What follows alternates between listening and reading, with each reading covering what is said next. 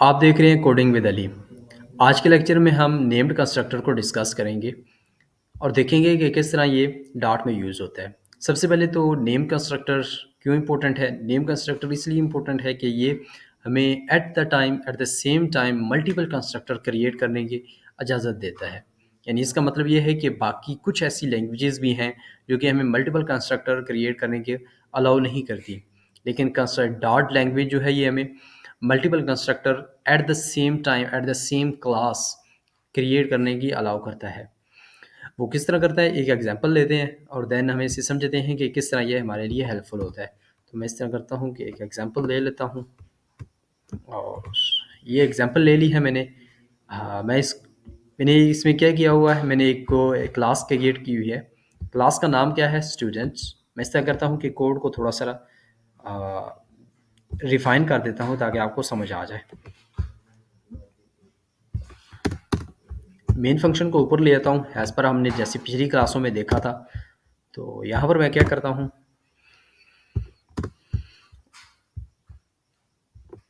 ये यहाँ पर मैंने एक क्लास बनाई है। क्लास का नाम रखा है स्टूडेंट। देन इसमें 3 वेरिएबल डिक्लेयर किए हैं, यानी फील्ड्स बनाई हैं।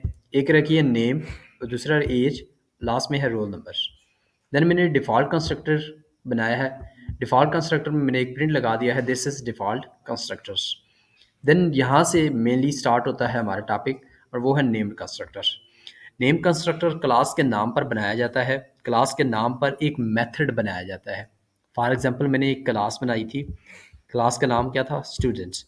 देन यहाँ पर मैंने एक मेथड बनाया। मेथड का नाम कुछ भी हो सकता है, ठीक है। फॉर एग्जांपल इधर मैंने लिखा हुआ है नेम्ड कंस्ट्रक्टर। आप इधर ये भी लिख सकते हैं नेम कंस्ट्रक्टर्स या कुछ भी लिख सकते हैं। आप अपना नाम भी लिख सकते हैं क्योंकि मेथड में आपको अलाउ होता है कि आप मेथड का नाम, फंक्शन का नाम कुछ भी रख सकते हैं। ये मुझे ऊपर से एरर दे रहा है। क्यों एरर दे रहा है? क्योंकि ऊपर मैंने इस फंक्शन को कॉल किया हुआ है, यानी ये भी एक फंक्शन ही है।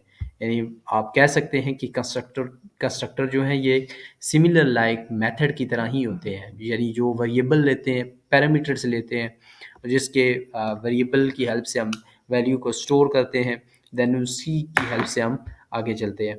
तो यहाँ पर ये मैंने लास्ट लेक्चर में मैंने डायरेक्टली इधर कर दिया था। तो आप डायरेक्टली भी कर सकते हैं और इधर से भी कर सकते हैं। यानी यहाँ पर मैंने इन्होंने क्या किया हुआ है, यहाँ पर सिंपल एक सेपरेट वेरिएबल डिक्लेयर किए हुए हैं और देन दोबारा इधर से डिक्लेयर किए हुए हैं। देन यहाँ पर क्या किया हुआ है इन्होंने कि यहाँ पर नेम वेरिएबल, यानी इस नेम वेरिएबल को मैंने कॉल किया हुआ है। यानी ये लिखा हुआ है दिस डॉट नेम, यानी इस नेम वेरिएबल के अंदर ये वाला जो नेम है ये स्टोर करना है। इस एज के अंदर, यानी इस एज के अंदर आपने ये वाली एज स्टोर करनी है और देन लास्ट में रोल नंबर ये वाला। तो अगर आपको ये मुश्किल लग रहा है तो सिंपली आप क्या करें, फिर इधर से इसे फिर दिस डॉट नेम कर दें,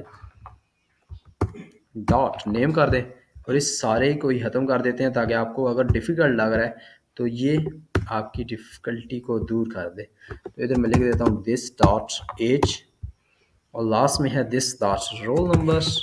तो ये सिंपल हो गया। जैसे हमने लास्ट लेक्चर में देखा था कि सिंपली हमने यहाँ पर जो वेरिएबल थे उन्हें हमने रिमूव कर दिया और सिंपली लिख दिया this dot name, this dot age और दिस डॉट रोल नंबर। ये सिंपली सा हो गया और हमने यहाँ पर ये कर दिया। तो मैं इस तरह करता हूँ, एक मेथड भी बना लेता हूँ ताकि हमें पता चल जाए कि ये नेम और ये यूज़ भी हो रहे हैं या नहीं। अब यहाँ पर ये भी कर सकते हैं, ये जो ब्रैकेट्स है ना दोनों, इन्हें आप रिमूव भी कर सकते हैं, कोई इशू नहीं है क्योंकि इन ब्रैकेट्स के अंदर हम कुछ लिख नहीं रहे तो ये रिमूव भी हो सकती हैं। मैं इस तरह करता हूँ, एक मेथड बनाता हूँ void display named constructor value constructor, spelling check कर लीजिएगा। और यहाँ पर मैं इस तरह करता हूँ प्रिंट लगा लेता हूँ और ये जो नेम और एज और रोल नंबर आ रहा है यहाँ पर मैं उसे प्रिंट कर लेता हूँ। This is my name, NAME name, and this is my roll number and this is my age. ठीक है, तो ये हो जाएगा। ये यहाँ पर क्यों एरर दे रहा है? अनडिफाइंड रोल नंबर, सॉरी ये रोल नंबर की स्पेलिंग गलत लिख दी है मैंने, ROLNUMBER roll number. I hope so it is fine. So it is fine. ठीक है, इस मेथड को कॉल कर लेते हैं। यहाँ पर हमने क्या किया हुआ है, यहाँ पर हमने एक क्लास बनाई सेम लाइक ये वाली, यानी ऑब्जेक्ट हमने बनाते वक्त ये हमने एक ऑब्जेक्ट बनाया जैसे हमने लास्ट क्लास में बनाया था कि हम क्लास को कॉल करते थे देन उससे बनाते थे। मैं सबसे पहले डिफ़ॉल्ट कंस्ट्रक्टर को कॉल करता हूँ ताकि आपको सिंपल जो हमने लास्ट क्लास में किया था वो समझ आ जाए।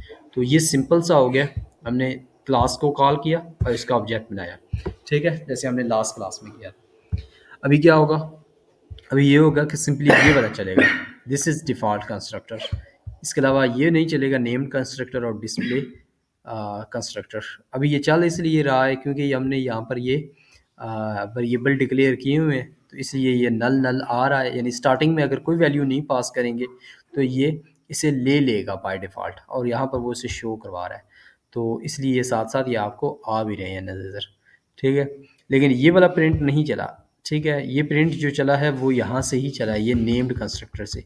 ठीक है, और यहाँ पर ये आकर शो हो रहे हैं, ये तीनों शो हो रहे हैं ये वाले, यानी यहाँ पर ये शो हो रहा है नेम स्टूडेंट डॉट नेम, यानी ये वाला जो कि हमने वैल्यू कोई नहीं पास की थी वही आ रहा है एज, और ये एज आ रही है, और देन रोल नंबर आ रहा है। नहीं, अगर आप वैल्यू नहीं भी पास करते तो वो उसी को शो करवा देता है। ठीक है, तो ये अभी नल नल क्यों आ रहा है, नल नल इसलिए आ रहा है क्योंकि मैंने ये इसकी जो वैल्यू है ना वो पास नहीं की, और इसे जो इसकी जगह ये लिख दी है, यानी ये क्वेश्चन मार्क वाला ऑपरेटर डाल दिया है, जिसका मतलब ये है कि होता है कि अगर वैल्यू नल है तो आप उसे नल शो करवा दो। तो मैं इस तरह करता हूँ, दोबारा वापस जाता हूँ और नेम्ड कंस्ट्रक्टर ऐड कर देता हूँ डॉट, यहाँ पर मैं नेम्ड कंस्ट्रक्टर को कॉल करूँगा नेम्ड कंस्ट्रक्टर, देन जो जो उसकी वैल्यू है फॉर एग्जांपल नेम है तो हैज़ पर पोजिशनल आर्गूमेंट मैं वही कुछ कर दूंगा। यहाँ पर मैं लिख देता हूँ कामरान। ठीक है, और यहाँ पर मैं लिख देता हूँ एज जो है ये इंट में आ रही है तो हम इंट में लेंगे फॉर एग्जांपल 30, और देन रोल नंबर वो भी इंट में आ रहा है तो हम उसे भी इंट में ही लेंगे, 50 ले लेते हैं या 5 ले लेते हैं ताकि इतने दूर ना जाएं हम। अभी क्या होगा, स्टूडेंट नेम में डॉट नेम में क्या आएगा, कामरान आ जाएगा, एज में क्या आ जाएगा 30, और रोल नंबर में क्या आएगा 5 आ जाएगा। ठीक है, सेम लाइक ये वाला लेकिन नहीं प्रिंट चलेगा। उसकी वजह क्या है कि मैंने ये वाला मेथड जो है ये कॉल नहीं किया तो ये नहीं चलेगा। तो मैं सिंपली इसे भी कॉल कर लेता हूँ। इससे पहले मैं रन कर लेता हूँ ताकि आपको पता चल जाए कि नल नल ख़त्म हो गया। उसकी वजह यही थी कि हमने यहाँ पर वैल्यू पास नहीं की। तो मैं सिंपली इसे भी रन कर लेता हूँ। ये आ गया, देखें कामरान 35। ठीक है, अभी ये क्यों नहीं चला, क्योंकि ये हमने डिफ़ॉल्ट कंस्ट्रक्टर यहाँ से ख़त्म कर दिया, उसकी बजाय हमने सिंपल ये लिख दिया। तो आप एक से ज़्यादा भी ऑब्जेक्ट बना सकते हैं, तो मैं इस तरह करता हूँ, एक से ज़्यादा ऑब्जेक्ट बनाकर आपको दिखाता हूँ। S1 लिख देता हूँ और देन इधर लिख लेता हूँ STUDENT स्टूडेंट्स। ठीक है, अभी क्या होगा, अभी ये होगा कि यहाँ से पहले ये चलेगा, सिंपली ये चल के बंद हो जाएगा बस। ठीक है, लेकिन साथ ये भी चलेंगे। देखते हैं आउटपुट क्या आती है, फिर आपको अंदाज़ा हो जाएगा। मुझे भी एग्जैक्ट आइडिया नहीं है, ऐसे ही है। सबसे पहले कौन सा चला है, सबसे पहले ये वाला चला है। इसमें क्या है, उसने सिंपली डिफ़ॉल्ट कंस्ट्रक्टर को कॉल किया, इस कंस्ट्रक्टर को कॉल नहीं किया क्योंकि मैंने यहाँ पर इसे कॉल नहीं किया था। देन उससे नेक्स्ट लाइन में मैंने नेम्ड कंस्ट्रक्टर सिर्फ इसको कॉल किया। ठीक है, इसके साथ कॉल किया और यहाँ पर ये वैल्यू पास किया, यानी हम यहाँ पर मल्टीपल कंस्ट्रक्टर क्रिएट कर सकते हैं डॉट लैंग्वेज में। ठीक है, देन यहाँ पर नीचे एक और मैंने ये वेरिएबल वगैरह जो इस क्लास में थे वो कॉल कर लिए। ठीक है, अच्छा इस तरह करते हैं, एक रियल लाइफ एग्जांपल लेते हैं। एक मैं एग्जांपल लेता हूँ जो कि हम फ्लटर में बहुत ज़्यादा यूज़ करते हैं, उससे आपको आइडिया हो जाएगा कि नेम्ड कंस्ट्रक्टर कितना इंपॉर्टेंट है। यानी मैं अभी ये चाह रहा हूँ कि आपको एक ऐसी एग्जांपल दूँ जो कि फ्लटर में आगे आ जाकर आपने यूज़ भी करनी है और आगे जाकर आपने बनाना भी है। तो हैज़ एन फ्लटर डेवलपर आपको पता होना चाहिए कि ये एक नेम्ड कंस्ट्रक्टर ही है। तो मैं इस तरह करता हूँ, इस कोड को रिमूव कर देता हूँ, Ctrl+X कर देता हूँ। ठीक है, Ctrl+X और Ctrl+V, सॉरी। तो Ctrl+V करने के बाद ये आ गया, और यहाँ पर मैंने एक पर्सन की एक क्लास बनाई है। ये मैंने बनाने का मकसद ये था कि ये आप आगे जाके फ्लटर में क्लास ये वाली जो नेम्ड कंस्ट्रक्टर है इस तरह बनाए जाते हैं। तो मैं आपको बताता हूँ कि किस तरह बनाए जाते हैं और कितना ये इंपॉर्टेंट है। तो सबसे पहले मेन फंक्शन में आते हैं ताकि आपको एग्जैक्ट आइडिया हो जाए। यहाँ पर क्योंकि सबसे पहले आप मेन फंक्शन को ही देखेंगे हम भी, क्योंकि जो कंपाइलर है वो भी सबसे पहले मेन फंक्शन को देखता है। तो मैं यहाँ पर इस तरह करता हूँ, मेन फंक्शन को ऊपर ले जाता हूँ ताकि आपको पता चल जाए कि मेन फंक्शन यहाँ से स्टार्ट हो रहा है और यहाँ पर ख़त्म हो रहा है। ठीक है, तो यहाँ पर ये हो गया। तो यहाँ पर मैंने क्या किया, मेन फंक्शन बनाया, यहाँ पर दो स्ट्रिंग डिक्लेयर किए और उन्हें एक वैल्यू दी। सिंपल एक स्ट्रिंग्स है और सेम लाइक जैसे मैप बनाते हैं वैसे ही मैंने उन्हें दो वैल्यू दी हैं, लेकिन ये स्ट्रिंग है, मैप नहीं है। ठीक है ना, मैप के तौर पर ये वैल्यू शो हो रही हैं लेकिन ये स्ट्रिंग है, याद रहे। ठीक है, और दूसरा सेम लाइक एक और स्ट्रिंग का वेरिएबल बनाया हुआ है, यानी दो स्ट्रिंग के वेरिएबल हमने बनाए हुए हैं। नाम रखा हुआ है जैसन स्ट्रिंग 1, जैसन स्ट्रिंग 2। ठीक है, अच्छा ये नाम भी जो है ना इसलिए हमने रखे हुए हैं कि आगे जाकर ना आपने ना फ्लटर में एपीआई को कॉल करना है, तो एपीआई से जो डाटा आ रहा होता है ना वो इस फॉर्म में आ रहा होता है। तो आपको फिर इस जैसन फॉर्म में जो डाटा आ रहा होता है उसे कन्वर्ट करना होता है, तो इसके लिए ये फिर इस तरह की हमें फिर एग्जांपल मैंने आपको दी है। तो यहाँ पर मैंने क्या किया, यहाँ पर सेम लाइक पर्सन की क्लास है और यहाँ पर नेम्ड कंस्ट्रक्टर बना हुआ है। ये नेम्ड कंस्ट्रक्टर कहाँ पर बना हुआ है, ये यहाँ पर बना हुआ है, फ्रॉम जैसन स्ट्रिंग। ठीक है, तो अगर मैं सिंपल जैसे मैंने पिछली एग्जांपल में किया था कि अगर मैं इसे ख़त्म कर देता हूँ और सिंपली जो सिंपल कंस्ट्रक्टर होता है वो कॉल कर देता हूँ, तो डिफ़ॉल्ट कंस्ट्रक्टर जो है वो कॉल होगा और दूसरे कॉल नहीं होंगे।